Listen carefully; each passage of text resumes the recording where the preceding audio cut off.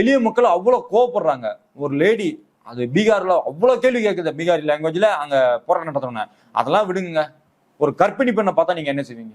ஒரு கர்ப்பிணி பெண்ணை பார்த்தா ஒரு ஆட்டோக்காரர் வந்து இலவசமா கூட்டு போறாரு. அவ்வளவுக்கு கர்ப்பிணி பெண்கள் அப்படின்னாலே ஒரு தனி மதிப்பு. ஒரு ஒரு உயிரை சுமந்துட்டு இருக்காங்க அப்படின்னு. அவள் ஒரு தாய் இன்னொரு உயிரை சுமந்துட்டு இருக்கா அப்படின்னு. அப்படி ஒரு அம்மா வந்து எங்கேயோ வேலைக்கு ஏதோ போகக்கூடியவங்க, அவங்க இந்த பந்துன்னு மறிச்சிட்டு நிக்கிறத வந்து அப்ஜெக்ஷன் பண்ணியிருக்காங்க. அவங்கள நடுத்தொருல ரோட்ல அடிச்சு இழுத்து கூட்டு போறாங்க இந்த பிஜேபி காரணங்க. அப்படி இப்படி இருக்கும் பொழுது மக்கள் எப்படி சப்போர்ட் பண்ணுவாங்க? இந்த வீடியோஸ் எல்லாம் பரவுத இது நெகட்டிவ் ஆகிறதா உங்களுக்கு? இந்த வீடியோஸ் மட்டும் இல்ல, ஏகப்பட்ட வீடியோஸ். நான் சொன்னது மொத்தமே ஒரு 3-4 சம்பவங்கள் தான். ஒரு வயதான ஆளை சைக்கிள்ல வராரு, அவர் தேசிய கொடிலாம் வச்சிருக்காரு.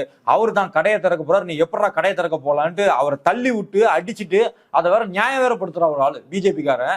பப்ளிக் போயிட்டு அங்க இருக்கிற மீடியாக்கள் வந்து சொல்றாரு, அந்த ஆள் பேசுனதை பாத்தீங்கன்னா, அந்த ஆள் கடையை திறக்க போறான், அவன் உரிமையை கேட்க தாண்டா செய்வான், நீ யாரா அவனை நிப்பாட்டுறதுக்கு?